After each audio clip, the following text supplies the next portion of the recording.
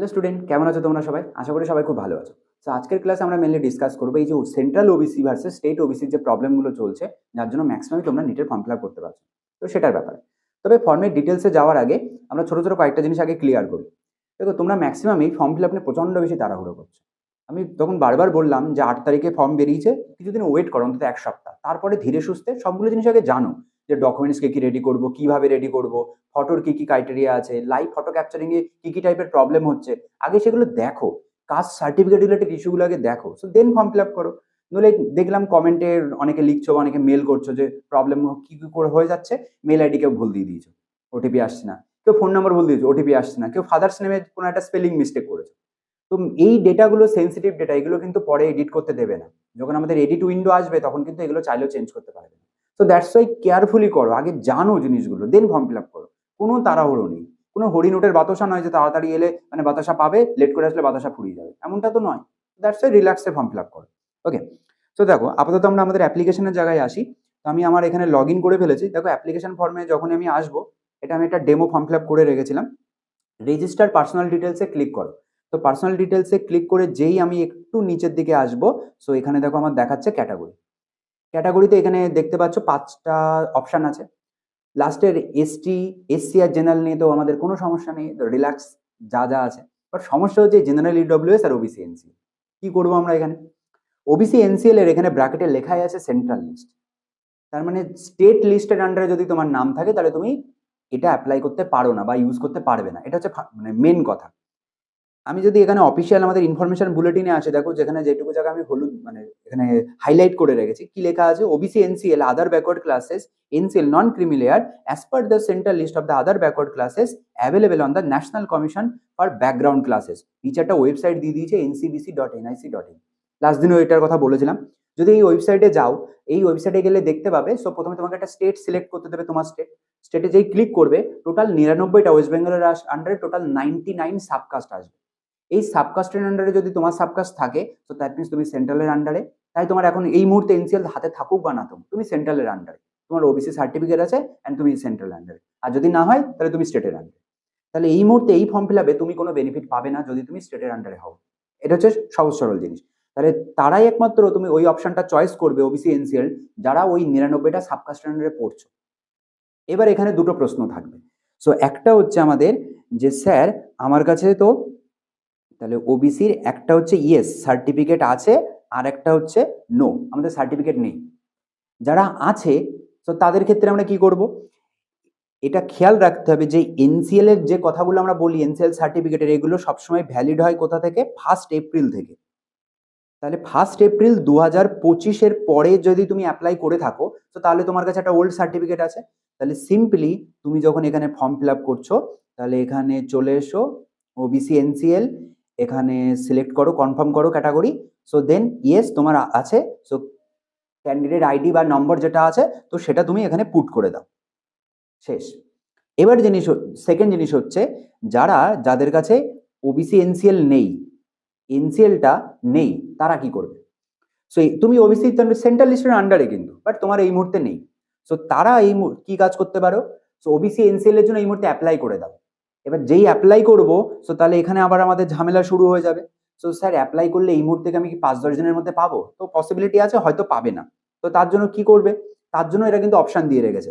তো online apply করার জন্য এর উপরে সেপারেট ভিডিও চ্যানেলে আছে, চাইলে দেখে নিতে পারো। সো এই যে application for the OBC NCL certificate, উপরে যে ওয়েবসাইট দেখতে পাচ্ছ, আমি ডিরেক্ট লিঙ্ক দিয়ে দিচ্ছি, এখানে চলে আসবে। এসে দেখো, তোমাকে প্রথমে অ্যাপ্লাইড ফর, এখানে একটা অপশন সিলেক্ট করতে দেবে, লেখাই আছে সেন্ট্রাল। তোমার কি ডিজিটাল কাস্ট সার্টিফিকেট আছে? তো অ্যান্সার হচ্ছে ইয়েস আছে। দিয়ে এবার বাকি জিনিসগুলো ফিল আপ করে দাও। যখন এই পুরো অ্যাপ্লিকেশনটা কমপ্লিট করবে, সো তোমার কাছে একটা অ্যাপ্লিকেশন নাম্বার চলে আসবে। অ্যাপ্লিকেশন নাম্বার, একটা একনলেজমেন্ট স্লিপ ডাউনলোড করতে দেবে। সো তুমি সেই নাম্বারটা যেই পেয়ে যাচ্ছ, তুমি এখানে চলে এসো। দেখো ইয়েস এর জায়গায় আমি নো করে দিচ্ছি, যে দেখো no I have applied but waiting for the certificate. তো দিয়ে এখানে দেখো কি চলে এসছে, category certificate application receipt number. ব্যাস, তুমি তাহলে অ্যাপ্লিকেশন রিসিপ্ট নাম্বার যেটা পেয়ে গেছো, তো সেটা বসিয়ে দাও। তাহলে তোমার এই মুহূর্তে হাতে হার্ড কপিতে না পেলেও চলবে, তো ওই নাম্বার দিয়ে তোমার ফর্ম ফিল আপ হয়ে যাবে। তাহলে তুমি সাবমিট করবে কি স্ক্যান কি করবে? তো স্ক্যান করার সময় তুমি কি করবে, যে একনলেজমেন্ট যে স্লিপটা আছে সেটাই স্ক্যান করে দিতে পারো ওবিসি এনসিএল এর প্রুফ হিসেবে, তোমার কাজ হয়ে যাবে। এবার আমি কেন বলছি এত কনফিডেন্সের সাথে যে এটা দিলেই আমাদের কাজ হয়ে যাবে? তার সিম্পল জিনিস, প্রতি বছর এই যে বললাম, কেউ যদি 2025 1 এপ্রিলের পরে অ্যাপ্লাই করে থাকে তাহলে তার certificate valid, so again 1 April 2026 পর্যন্ত তার সার্টিফিকেট ভ্যালিড। তুমি এখন পরীক্ষা ফর্ম ফিল আপ করছো মার্চের 8 তারিখের মধ্যে, তোমার পরীক্ষা হবে মে মাসে, তার মানে অলরেডি তুমি 1 এপ্রিল 2026 টু ওইদিকে মার্চ 2027 পর্যন্ত স্লটের আন্ডারে পড়ে গেলে, তাহলে তোমাকে এমনিই কাউন্সেলিং এর সময় নতুন আবার একটা এনসিএল বানাতে হবে। তাহলে এই মুহূর্তে 2025 অলরেডি এটা বানানো আছে, তাহলে আবার কেন এখন একটা বানাচ্ছ? 2025 এটা দিয়ে ফর্ম ফিল আপ করে দাও, সবকিছু কমপ্লিট, দেন তোমার যখন নম্বর ভালো তুমি কাউন্সিলিং এ বসবে, সো দেন তুমি তখন আরেকটা বানিয়ে নেবে, সো নিয়ে তখন তুমি সেই কাউন্সিলিং এর জন্য তখন সেটা ইউজ করে দেবে। আশা করি ক্লিয়ার। ওকে, তাহলে এবার এই পর্যন্ত তাহলে বোঝা গেল, তাহলে সেন্ট্রাল লিস্টের আন্ডারে হলে আমরা তারাই এনসিএল এ ক্লিক মারবো এবং সেই নম্বর দেবো, যদি অলরেডি থাকে তাহলে সেই নম্বর বসাও, আর নইলে জাস্ট অ্যাপ্লাই করে দাও, অ্যাপ্লিকেশন নাম্বার দিয়ে সলভ করো। এবার এখানে ছোট্ট করে গল্প যে স্যার যারা তাহলে আমরা স্টেটের আন্ডারে আমরা যারা পড়ছি তারা কি করব? তো যদি এরকম হয় স্টেট ওবিসি, তো তাহলে তারা যদি এবার দুটো ক্যাটাগরি হতে পারে, যে অলরেডি তুমি সাবমিট করে ফেলেছো, আর একটা হচ্ছে জাস্ট পেন্ডিং রেখেছো করবে, এরকম লিখে দিলাম টু বি। তাহলে যারা আমরা অ্যাপ্লাই করে ফেলেছি, আমি স্টেটের আন্ডারে ছিলাম কিন্তু আমি ভুল করে সে ওবিসি এনসিএল সেন্ট্রাল লিস্টের আন্ডারে করে ফেলেছি, তো তাহলে কি আমার ফর্ম ক্যান্সেল হয়ে যাবে? নো, কিছুই ক্যান্সেল হবে না, কারণ ভালো মতো বুঝতে হবে এই যে ফর্ম ফিল আপটা করছো এটা মেনলি কিসের জন্য? 15% যে অল ইন্ডিয়া সিট আছে, সো অল ইন্ডিয়া, সো তার জন্য মেনলি এই ডেটাটা কাজে লাগবে। তুমি তো অলরেডি স্টেটের ওবিসি, তাহলে তোমার সেন্ট্রাল ওবিসির সাথে কোনো সম্পর্ক নেই, দূর দূরান্ত পর্যন্ত কোনো সম্পর্ক নেই, তাহলে তুমি বেনিফিট পাবে শুধুমাত্র স্টেটে। তাহলে তুমি যদি এখানে ভুল করে দিয়েও থাকো তাহলে এখন প্যানিক করো না কেউ, কোনো কিচ্ছু হবে না। তো সিম্পলি তুমি ওবিসি এনসিএল না দেখাতে পারলে তুমি জেনারেল ক্যাটাগরি হয়ে যাবে। এবার যখন স্টেটের আন্ডারে কাউন্সিলিং হবে, তো সেই কাউন্সিলিং এর সময় তোমাকে আবার ফার্দার ফর্ম ফিল আপ করতে হবে এবং সেখানে তোমাকে অপশন দেওয়া হবে। আমি অলরেডি বিভিন্ন কাউন্সিলিং এজেন্সির সাথে কথা বলেছি এবং আমি এখানে দুটো স্ক্রিনশটও দেখাচ্ছি যে আমি অলরেডি এনটিএ কে মেল করে রেখেছি একটা, আর আমাদের যেটা স্টেট কাউন্সিলিং কমিটি সেখানেও মেল করে রেখেছি, যদি তার আমি একটা পজিটিভ ফিডব্যাক পাই দেন সেটাও তোমাদের সাথে শেয়ার করে দেবো 2-1 দিনের মধ্যে।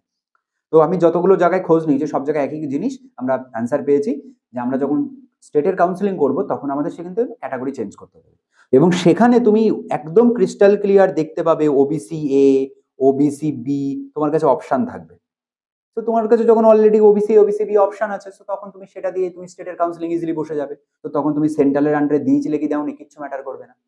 তাহলে আশা করি ক্রিস্টাল ক্লিয়ার হলো, তাহলে আমাদের এখান থেকে প্যানিক করার কিচ্ছু নেই। তাহলে যারা এখনো ফর্ম সাবমিট করোনি, তো তারা বা যাদের এডিট করার অপশন এখনো পর্যন্ত আছে, মানে ফাইনাল মানে পেমেন্ট কিছু হয়নি, তো তারা ইজিলি যদি ভুল করে সেন্ট্রাল লিস্ট করে থাকো তাহলে সেটা চেঞ্জ করে নাও, আর যদি অলরেডি কেউ সাবমিট করে থাকো তাহলে কোনো প্যানিক করার দরকার নেই, কারণ তুমি সেন্ট্রালের আন্ডারে তোমার ডেটাটা মিসম্যাচ হয়ে গেছে, তুমি জেনারেল, বাট তুমি স্টেটের আন্ডারে ওবিসি ছিলে, ওবিসিই থাকবে এবং তখন তুমি বেনিফিট পাবে। এবং সেন্ট্রালের আন্ডারে যখন কাউন্সিলিং, ওই স্টেটের আন্ডারে যখন কাউন্সিলিং হবে, সো তখন তুমি সেখানে তোমার এনসিএলটা তখন শো করে দেবে স্টেটের আন্ডারে। ওকে, সো এই হচ্ছে আমাদের মোটামুটি ব্যাপার, আশা করি ব্যাপারগুলো ক্লিয়ার। এই ডেটাগুলো মাথায় রাখো, এই ইনফরমেশনগুলো মাথায় রেখে ফর্ম ফিল আপ করো, এরপরে যদি কারোর কোনো রকম ডাউট থাকে সেটা বলো, তো সেটাও আমি হেল্প করবো। চলো টাটা।